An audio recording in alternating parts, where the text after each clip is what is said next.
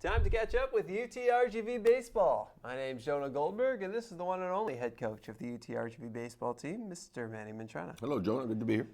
Well, good to have you here, and I hope you've recovered from a really long weekend of baseball. That was a long weekend. 15 innings. It took 2 days to finish the game. So we gave him Monday off. Had a pretty good practice yesterday. We'll line it up a little bit today, and we're heading to Seattle early tomorrow morning. Yeah, it's funny when you figured, we got a doubleheader on Saturday. You figured, we'll have Sunday off. We get a regular practice in on Monday. And then you had to go play the longest game in WAC history. That was the idea. We thought that the weather was going to hold up at least through, and it would have, through a 9-inning game. And so, it would have through a 10-inning game, 11-inning game, a 12-inning game. It just didn't hold up through a 15-inning game. And then we had to continue again on Sunday. Plans definitely changed, but you have to adjust.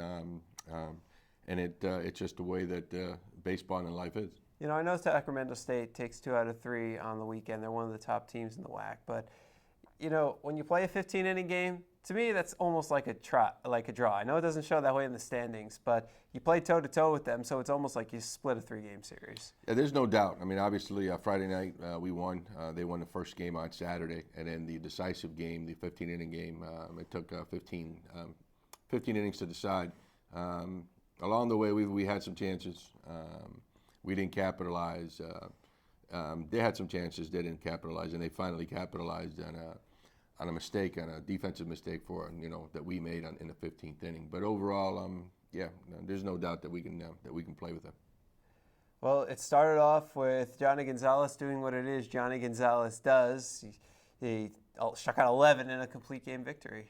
Again, Friday night, you're going to see everybody's best. Opposing teams are going to see our best, and we're going to do the same. And their guy was pretty good too. But John really did a great job, complete game, as you mentioned. 11 strikeouts, only 3 walks, and he made some big pitches when he needed to get out of some innings. And that's what a Friday night guy should do. Sac State had a 1-0 lead, and they held that lead through 6 innings. And you go into the bottom of the 7th, and finally, that's when your offense awoke over the final couple innings. Yeah, that 7th inning was big for us. We were able to tie it, and then took the lead in the bottom of the 8th, scoring 2, and then we were able to hold on in the 9th. So, we scored late, but we scored more runs than they did, Jonah, and at the end of the game, that's what counts. Corey Davis hitting the ball hard, and it's able to come through in the 8th. He's the guy that gave you the lead, and then Jacob Huckabee added the insurance. Those were 2 big hits. Both hits were with 2 outs, runners in scoring position. Corey had a double in the gap, scored from first base, and then he, with that double, also with 2 outs, Jacob Huckabee came in, singled in the eventual game-winning run. So those 2 guys came up big for us on Friday night. And Huckabee had a big weekend throughout. He hit almost 400 for the weekend, and his batting average is over 300 now. And we talk about breakout players all the time, and you've got a number of them this year. But with the bat, what Huckabee's done this year is significant strides. Yeah, both him and Scott Mercer have really come a long way with the bat.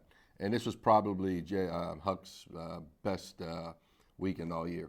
He really helped us out, especially the first 2 games. He came up big for us. And we're going to need some of that this weekend. We're playing against a very good Seattle team.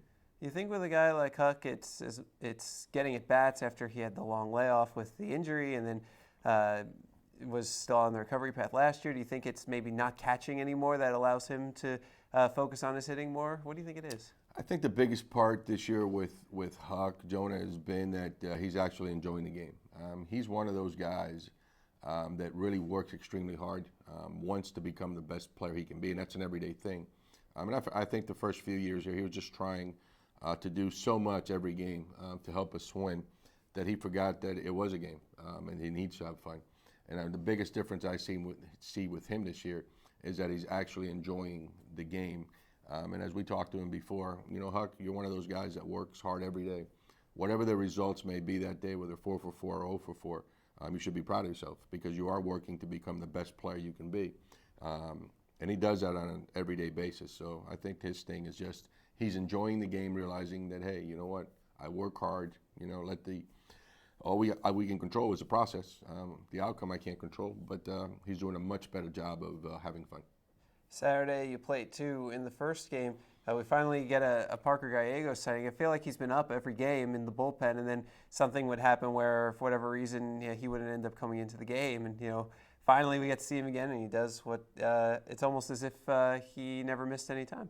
Yeah, well, Parker is has done a nice job for us out of the bullpen the entire year. And right now, our bullpen, we have an idea of who's going to come in what situations and to what hitters. And it's the same with Parker. It's basically a matchup situation.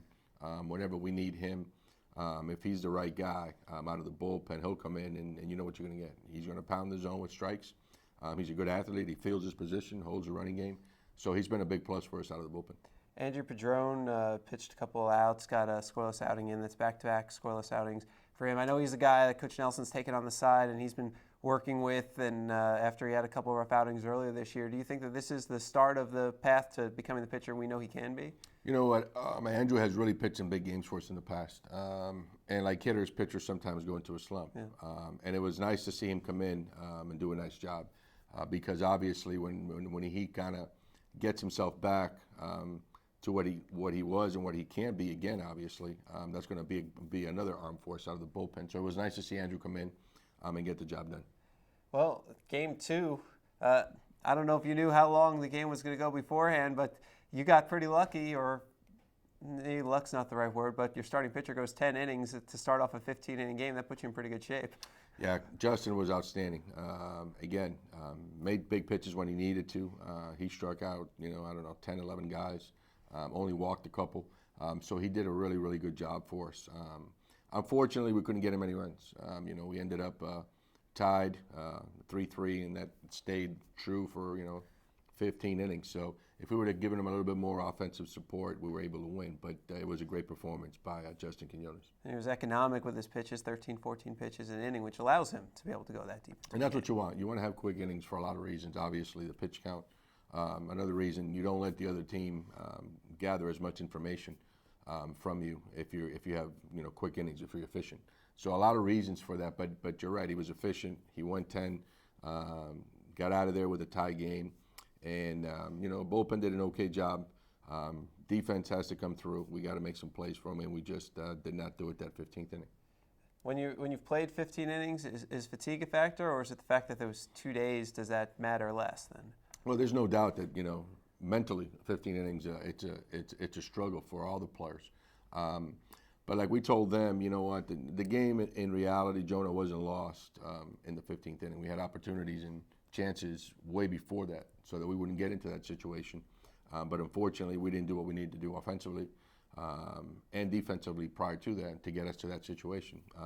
But there's no doubt that after playing 15, it becomes a grind mentally, and you have to be tough-minded. I guess the 13th inning is probably where you look back. You enter the inning down 1, load the bases, nobody out.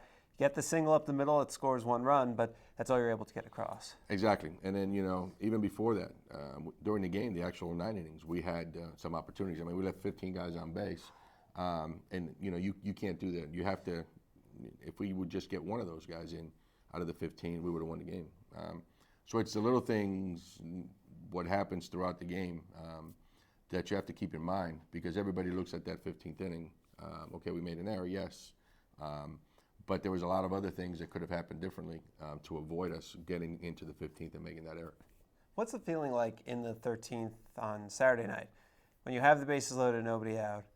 And although, in between every pitch, you've got a pitcher who's trying to get the mud out of his spikes, but you might be a pitch away from ending the game and winning the game, and all of a sudden they say, all right, pull the tarp on the field. Yeah, it's obviously, we wanted to get the game in. The rain started coming down a little bit. I thought the umpires, did a nice job of continuing the game. But obviously, with the bases loaded, that it kills that momentum. And you have to wait until the next day to start all over again. It's just a different feel. So it's most definitely affected us. Obviously, had the bases loaded and getting ready to win the game. We have to wait another 12 hours to get it going. But their guy did a good job. You know what? He got out of the inning. Kudos to him. And they played better that inning, and then they got the win.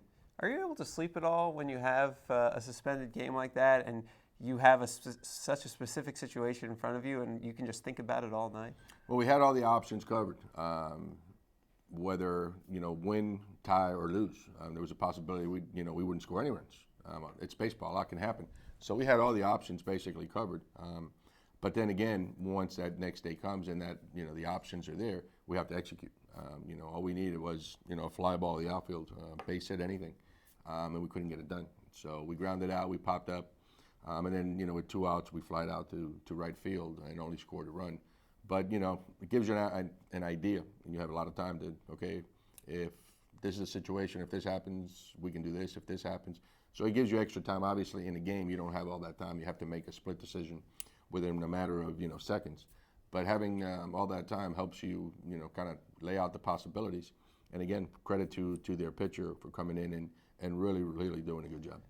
Well, it doesn't get any easier. This is maybe your toughest 2-week stretch of the season as you go to another team that's been at the top of the WAC all year in Seattle. We're looking forward to it. Great competitors want to play teams that are just as good, Jonah, or better than you are. And we've preached that to our guys from day one. We want great competitors. We want to play teams that are just as good or better. So this is going to be another good test. SAC was a great test. Seattle is going to be a good test. But if you're a competitor, you want these games. You want a chance. You want the opportunity to prove yourselves. So we're looking forward to it. Well, UTRGV is at Seattle on Friday, Saturday, and Sunday Central Time. That's 7, and 2 p.m. We'll have all the information you need on how to follow the games over at GoUTRGV.com. He's Manny Mantrana. He's the head coach of the UTRGV baseball team. My name's Jonah Goldberg. We'll see you next week, but until then, get those V's up.